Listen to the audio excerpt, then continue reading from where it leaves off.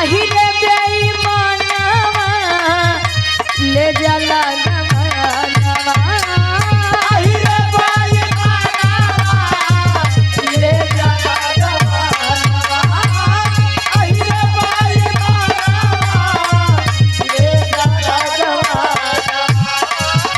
आही रे बेईमानवा ले जाला गवनवा झुर झुर बहे रामा झुर झुर बहे रामा गुरुबा पवनवा आही रे बेईमानवा ले जाला गवनवा आही रे बेईमानवा ले जाला गवनवा आही रे बेईमानवा ले जाला गवनवा आई रे बेईमानवा ले जाला गवनवा आज झुर झुर बहे रामा पूर्व पवनवा। पहले के समय में शादी हो जाए तो गवना 3 साल 5 साल 7 साल 9 साल अरे वाह 11 साल 13 साल 15 साल 17 साल 19 साल इतने में बुढ़ौती आ जाए भैया। हाँ न जाने कितना पार हमारा। शादी के बाद गौना जा जब गौना के दिन रखा तो जानला दुल्ही बड़ा डराए बेचारी पता नहीं हमको सास ससुर कैसे मिली हमका मार दुल्हा कैसे मिली हम करिया होए गोर होए आजकल तो सास ससुर डराते हैं बेचारे कि हमका पतो कैसे मिली पता नहीं महीना 2 महीना बढ़िया से रह दे कि नरक कह दे और उनसे ज्यादा तो भैया लोग डराते हैं पता नहीं महीना 2 महीना जिए दे कि नीला डरमे में डाली कहो गुरु जी कौन दुल्ही रे अपने सैया जी के सिखावत बा पढ़ावत बा कैसे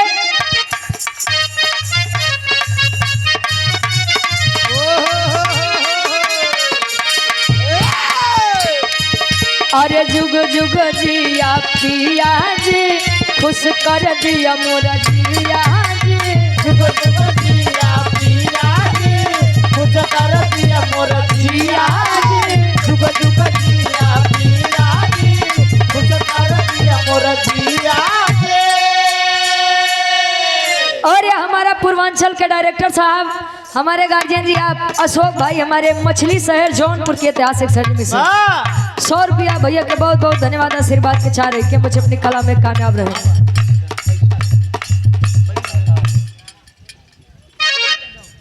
और सम्मानित पूज्य बाबू जी आप लाल जी यादव जी आपके द्वारा 100 रुपया बहुत बहुत धन्यवाद आशीर्वाद के चाह रहे कि हम मुझे अपनी कला में कामयाब रहे। लड़की कहे कैसे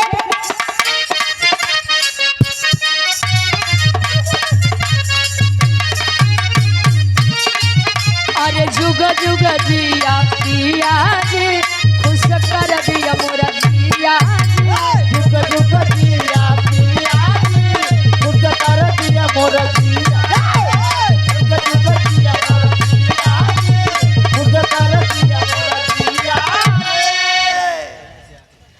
रमेश यादव अच्छा चिंतामणिपुर के ऐतिहासिक सर्जमी से यानी इसी ग्राम से हमारे गार्जियन जी के द्वारा 100 रुपया बहुत बहुत धन्यवाद आशीर्वाद के छा रही सुगानियन पढ़ावल तोहके लागत सेट कर दिया सुगानियन पढ़ावल तोहके लागत सेट कर दिया सुगानियन पढ़ावल तोहके लागत सेट कर दिया काऊ दुलावा कहे कि अब हम का कहें ये दुनिया के सच्चाई बा सुना कैसे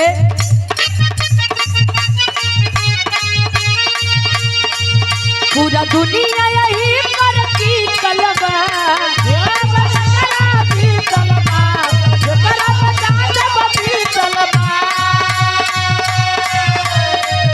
पूरा दुनिया यही पर की कलबा ये जाना जरा पर की कलबा सूरज इतिहास के पाना में लिखल बा इतिहास के पाना में लिखल बा मेहरारू से के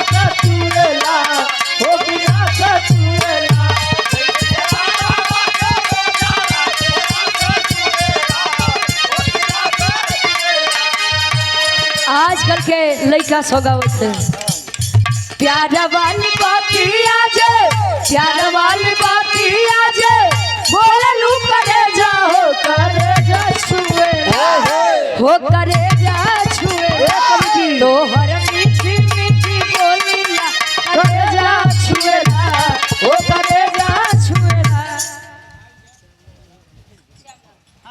और पूज्य गार्जियन जी आप श्यामलाल बाबू जी हमारे गार्जियन जी चिंतामणिपुर के ऐतिहासिक सरजमी से 100 रुपया बहुत बहुत धन्यवाद आशीर्वाद के छा रही। अब हमारे गिरधारी भैया के एक लाइन आदेश बा कहें कि जवन विश्राम यादव जी आपके मंच पे गए रहन वही गनवा एक बार गाए वाह अरे वाह आओ गुरुजी। हाँ भैया मानव प्रयागराज बा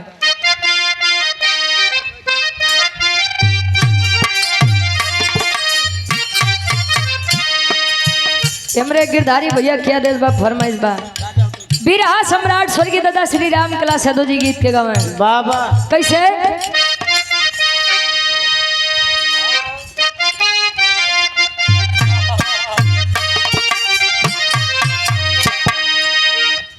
अच्छा यहाँ से वाह राजा हो तो कैसे मनाए राजा हो तो कैसे मनाए राजा हो तो है कैसे मुआए अरे रतिया में हमरे न लागयो भाई राजा हो का हो अब का करबो तोहार रानी बेचारी बीमार बा यार का करबो गुरुजी वाह अरे रतिया में हमरे न लागयो भाई दुल्हा हो तो कैसे मनाई दुल्हा हो तो कैसे मनाई अरे रतिया में हमरे ना लागयो आए रतिया में हमरे ना लागयो आए दुल्हा हो तो है कैसे मनाई दुल्हा हो तो है दारू पिया मतलब दुनिया के मेहरारू सोचत हमार दुल्हा नशा पताई से दूर रहा है तार वाली पूछत का यार अरे हम पीते नहीं भाई मस्टराइन पैसा तक पिया थे। अच्छा मास्टराइन पैसे हाँ गिरधारी भैया हमरे पुनः इस भाव का सम्मान आपके द्वारा यह 100 रुपए का सम्मान बहुत बहुत धन्यवाद आशीर्वाद के चारे के मुझे अपनी कला में कामयाब रहे बीता बल पनवा तैयारी गए जवानी बीता बल पनवा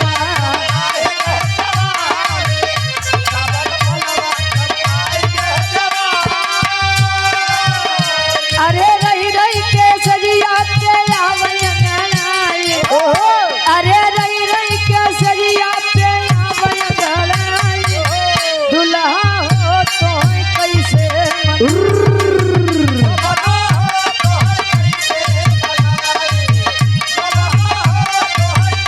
अरे रही रही के सजिया पे आवई नाराई रही रही के सजिया पे आवई नाराई राजा हो तो है कैसे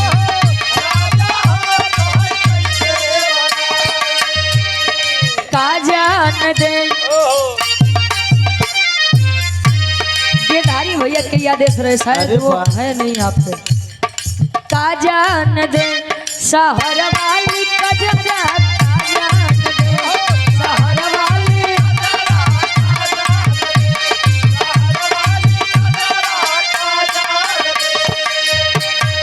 काहे का जान दे शहर वाली कजरा वाह पहले के मेहरारू जब दिवाली आवे तो कच्चा कोसा में काजल पारत रहे हैं वाह ओके लगा ले तो जान लो उसी शुद्ध कुछ रहबे नहीं करे वाह जब से पेंसिल वाला काजल आई है वाह विनोद यादव भैया हमारे जिला सचिव समाजवादी पार्टी आपके द्वारा 100 रुपया बहुत बहुत धन्यवाद आशीर्वाद के चारे के मुझे अपनी कला में कामयाब रहे आन के बलमवा के सहज पसुता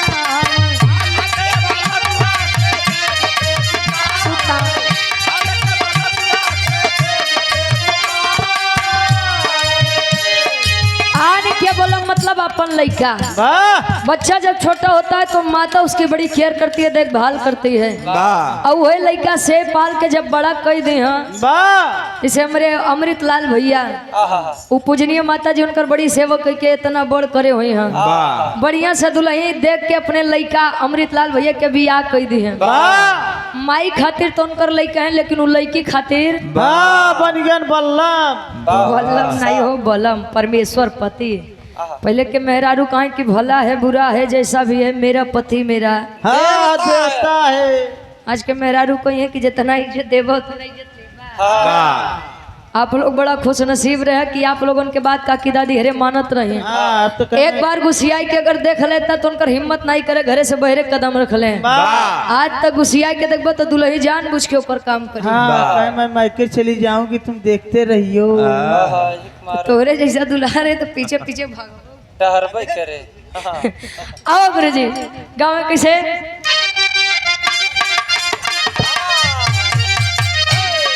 आन के बलमुआ के सेज पोसुतावे, आन के बलमुआ के सेज पे सुतावे, आन के बलमुआ के सेज पे सुतावे। अरे अपने बलम के बिछा दी गोनरा, अरे अपने बलम के बिछा दी गोनरा, का जान दे सहर वाली कजरा, का जान दे।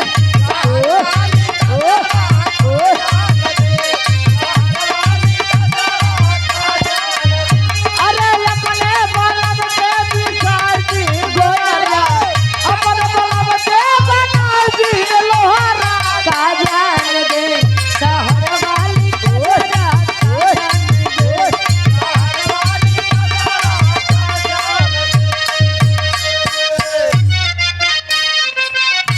बिना मौसम पे कोयल बोलता है। चला गया ना, हाँ चला गया ना,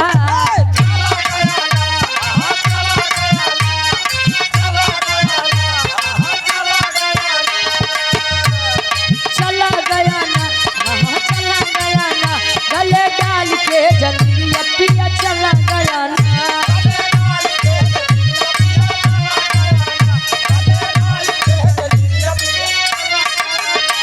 आत्मा रूपी दुल्हन और परमात्मा रूपी दुल्हा के वर्णन बा।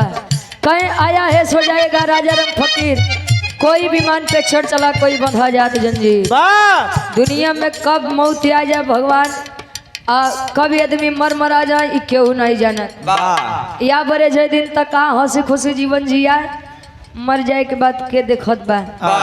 यादव सीमेंट एजेंसी मुजाही बाजार, ये आपके द्वारा 100 रुपये बहुत बहुत धन्यवाद आशीर्वाद के छा रही है।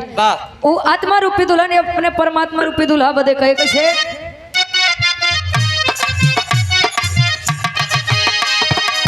डोलियो न लाए कहरवो न लाए, डोलियो न लाए कहरवो न लाए, डोलियो न लाए कहरवो न लाए, बिना रे गवनव पिया मन छछनाए, बिना रे गवनव पिया मन छछनाए, बिना रे गवनव घर मालिक 100 रुपये जयराम यादव।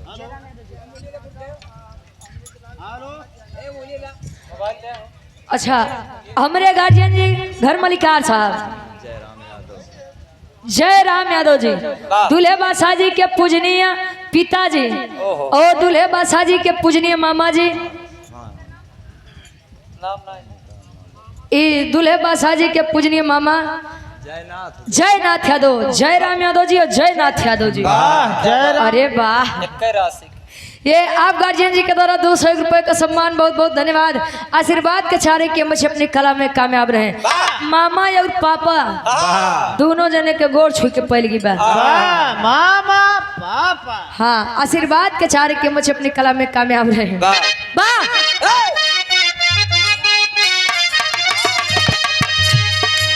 डोलियो न लाए कहरवो न लाए, डोलियो न लाए कहरवो न लाए, डोलियो न लाए कहरवो न लाए, बिना रे गवनव पिया मन छछनाए,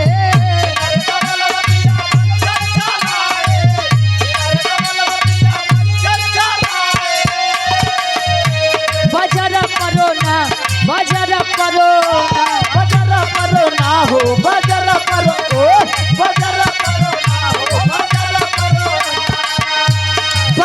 परोना बाजार परोना तोहर पूर्वी नौकरिया बजर परोना तोहर पूर्वी नौकरिया बजर परोना तोहर पूर्वी नौकरिया बजर परोना बजर परोना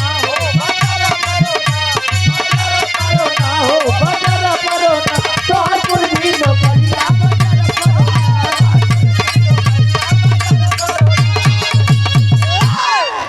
और आप अरुण कुमार यादव जी गाजीपुर के ऐतिहासिक सर्जमी से गार्जियन जी के द्वारा 100 रुपया बहुत बहुत धन्यवाद आशीर्वाद के चाह रहे हैं। बड़ी सुंदर गीत आप लोग सुने रामायण से।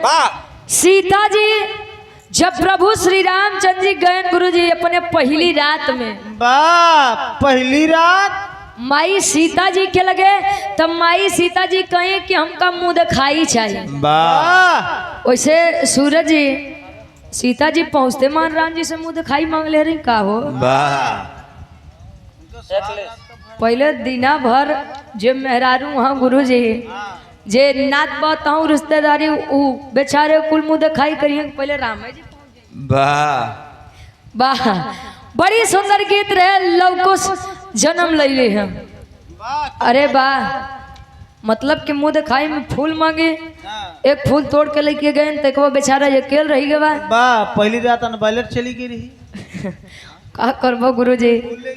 हाँ भैया पहले के आदमी बड़ा संतोषी रहा। प्रभु श्री रामचंद्र जी जब गए थे विवाह के लिए सीता जी के स्वयंवर में तो सीता जी के स्वयंवर में 10,000 वीर पुरुष आए थे जेकरे चले के शक्ति नहीं रही वो न पहुंची गए स्वयंवर बिना दांते वाले गए। हाँ ऐसा हो कि अगर जीत जाबे स्वयंवर के शरत तो सीता जैसे सुकुमारी लेके हमारे नसीब में आ जाई। पहले तब पारी पारा उठाए नहीं उठाए तो 9,999 वीर मिलके धनुष उठाए। मान लो गुरु जी उठे जाते तो सीता जी कहाँ जाते तो पारी लग जाए 2 घंटा के तो का करबा वही है वह जो राम रची राखा। माई सीता जी विवाह करके जनकपुर से अवधपुर में जब आई जैसा ही आज लक्ष्मी स्वरूपा दुल्हन का आगमन हुआ है इस ऐतिहासिक सरजमी पर तो जितना लोग उपस्थित हुए हैं कुछ न कुछ मुंह दिखाई में लेके आए हुए हैं। अच्छा इहो में स्वार्थ बा कैसे एक लाइन गीत लगत बा स्वर्गीय गुरु रामदेव गुरु जी वाली वाह।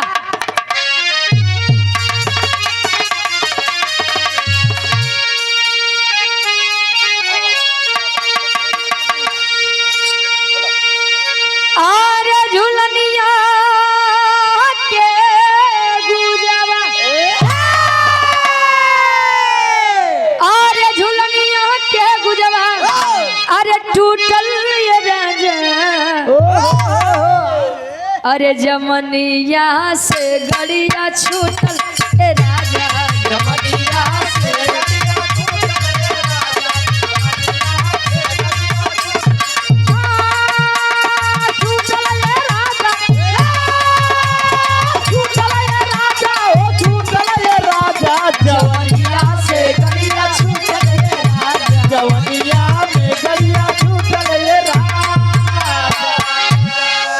जमनिया से गड़िया छूटले राजा बहादुर जमनिया में गड़िया। अरे जवनिया जमनिया में अंतर होता। गाजीपुर में एक स्टेशन बा जमनिया स्टेशन वहां के बात। राजकुमार यादव जी चिंतामणिपुर के ऐतिहासिक सरजमी से गार्जियन जी के द्वारा 100 रुपया बहुत बहुत धन्यवाद आशीर्वाद के चारे के बच्चे अपनी कला में कामयाब रहे।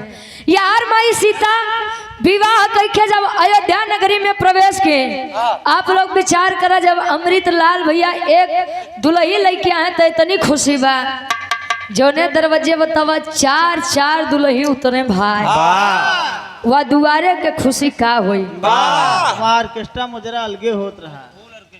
हाँ भैया फूल ऑर्केस्ट्रा हाँ यार सीता जी अपने कमरा में बैठी हैं तले तीनों माई यानी कौशल्या जी सुमित्रा जी और कैकेयी जी जाई के माई सीता जी के मुंह दिखाई करत है कैसे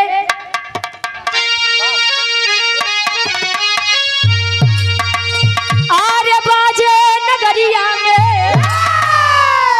आरे बाजे नगरिया में खुशी के बधाई अरे दयाली माता तीनों मुँह के दिखाई देहली माता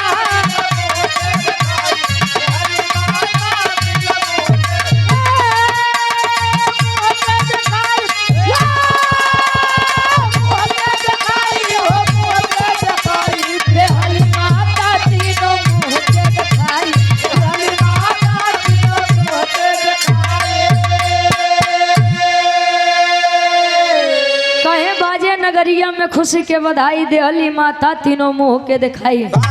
मान ला आज बदे ई दुल्हे बासाजी के पूजनीय पिताजी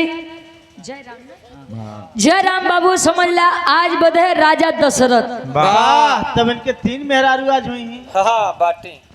अरे महाराज हम माने बदे कहे राजा दशरथ नहीं आई यहाँ पता लग तू बिरहा गाय के चली जाऊं के दोनों प्राणी में झगड़ा हो जाओ कि बिरहिया कात रहे कि तोरे 3 मेहरारू वहाँ तब दशरथ बना है तो का होई।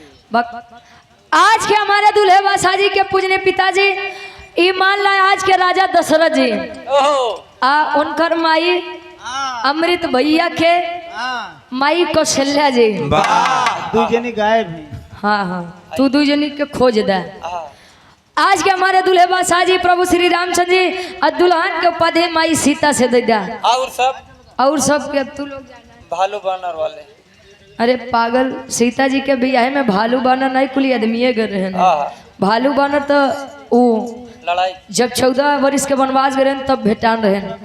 माई कौशल्या जी जाई के सीता जी के घूंघट उठाते ही ना सीता जी से एक बात कहा है का कहा है के पहले ताल में कभी लिखत है और दुल्हे बासाजी की पूजनीय बड़ी भाभी जी अमृतलाल भैया के ये हमारे बड़की भाभी जी अधर्म के हमारी भी बड़ी भाभी जी आपके द्वारा ये 100 रुपया बहुत बहुत धन्यवाद आशीर्वाद के चारे के मुझे अपनी कला में कामयाब रहे। अब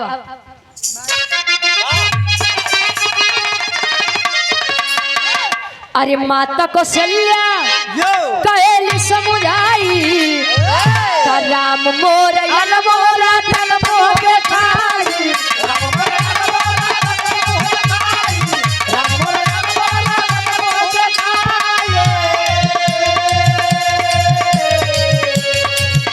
अरे ये बात जिंदगी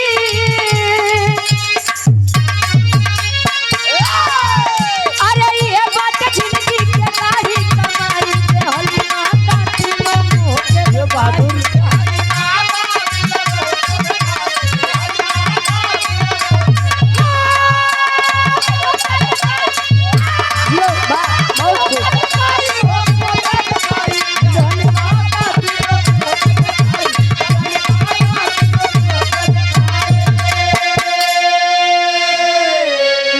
कौशल्या सीता जी के घूंघट उठाते हैं कहीं बिटिया अगर मैंने अपने इस पूरी जिंदगी में कुछ कमाया है तो अपने बड़ बेटे राम को कमाया है।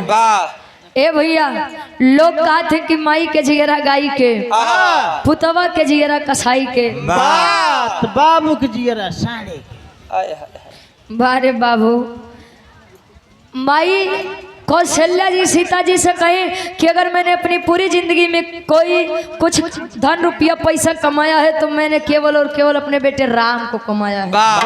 ये रुपया पैसा धन दौलत तो 4 दिन का चांदनी बा फिर हुए अंधियारा पाक रही भाई और ये आदमी इसी चकाचौंध में गलती कर बैठता है।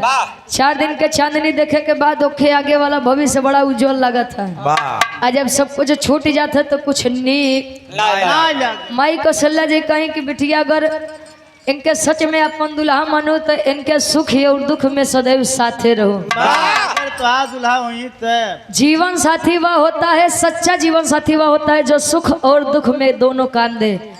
दुल्ही जमन रहा है भैया दुख और सुख में काम में दे नहीं तो दुल्ही हैदर अली गुरुजी कहे कि दुश्मन मिले सवेरे मगर मतलबी यार न मिले अरड़ुआ रहा जन्म भर मगर कर कसा नार न मिले नहीं ढेर शुद्ध मत बोला तू जिंदगी अकेले बिताला लेकिन अगर मेहरारू विश्वासघात करे भाई तो जीवन भर अकेले रहिला बियाह मत करे जीवन में सुखी रहे तो बियाह माई कौशल्या जी सीता जी के हाथ में राम जी के हाथ थमाते हैं, कहीं इनका सुख और दुख में साथे रहो। वनवास हुआ था केवल प्रभु श्री रामचंद्र जी का, लेकिन बारे माई सीता पति के प्रेम के लिए 14 वर्ष का वनवास करने के लिए चली गई। वाह वाह कहो तकलीफ के भरा, लेकिन 14 वर्ष के वनवास में राम जी और सीता जी से ज्यादा तकलीफ था लक्ष्मण जी और उर्मिला जी के भरा हो। 14 वर्ष लक्ष्मण जी जाग के राम जी के सेवा करें और यार 14 वर्ष केवल उर्मिला जी सोवत रहे। पानी अच्छा लोटा के पानी लेके डेयरी पर खड़ी रहे। बाप जाऊन जवन हाँ यार माई सुमित्रा जी, अच्छा जब सुमित्रा जी के नंबर आए तो गई सीता जी के लगे वह चूड़ा मणि उतार के देते हैं। जब इंद्र के पत्नी इंद्राणी जी से भेंट में पाए रहे। अरे वाह कामे कहाँ आए, जब रावण माँ सीता को लंका नगरी लेकर गया, हनुमान जी पहुंचते हैं खोज कर दे कि माई हम ही प्रभु श्री रामचंद्र जी के भेजल दूते हैं। माई सीता जी वह चूड़ा मणि उतार के दी, कहीं की बेटा हनुमान ए बेटा हनुमान ले जाए के प्रभु श्री रामचंद्र जी के दैदा और उनके बता दिया कि जितना जल्दी हो सके हम कहीं से ले चलें, हम मर जाब लेकिन एके अपन दुल्हा नहीं स्वीकार करब। पहली मुँह दिखाई कौशल्या जी राम जी के थमाते हैं, दूसरी मुँह दिखाई चूड़ामणि सुमित्रा जी देते हैं, तीसरी मुँह दिखाई कैकेयी जी करते हैं। कैसे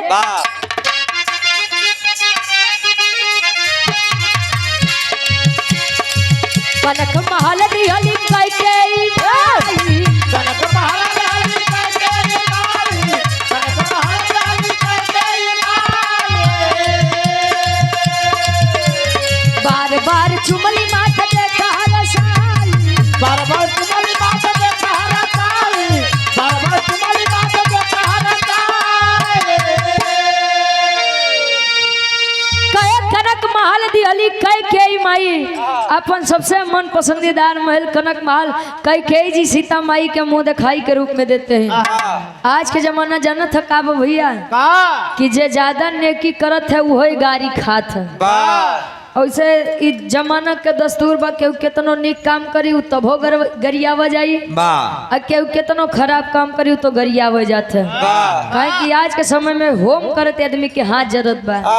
का करे घी डाले हूं हाँ तो भैया आजकल एक आदमी सबके संतुष्ट कैले कबो हो ही नहीं सकत।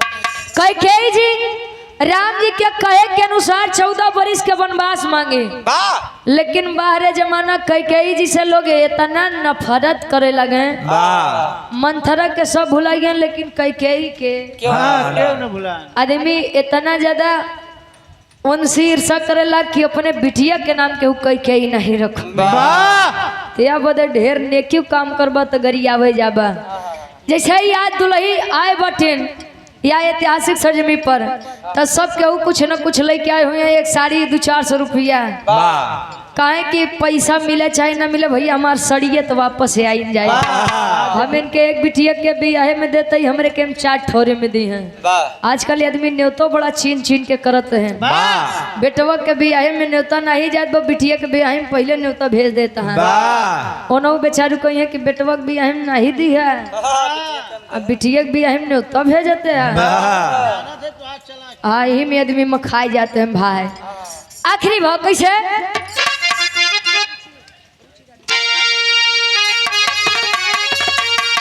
आर्य रुचि राधे श्याम, आर्य रुचि राधे श्याम कवि की कविता सोहाई देहली माता तीनों मुँह के दिखाई।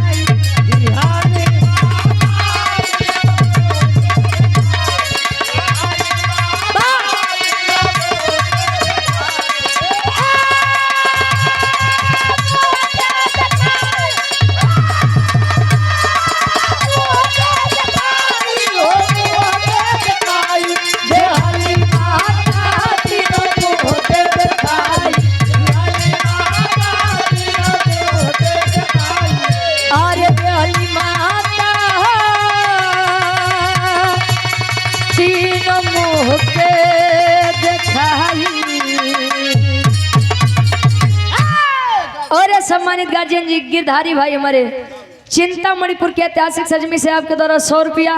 भैया के बहुत बहुत धन्यवाद। आशीर्वाद के चारे के मुझे अपनी कला में कामयाब रहे। आग के कर बचोले के कौन कौन भैया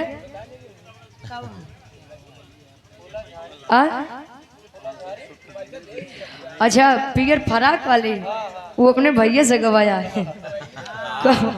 यार ना सूट करे। यार नहीं सूट करे।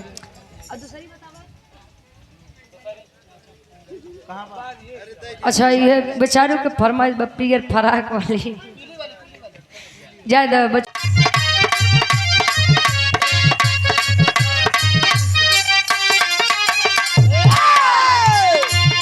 अरे रे मेरे जान थे मुलायम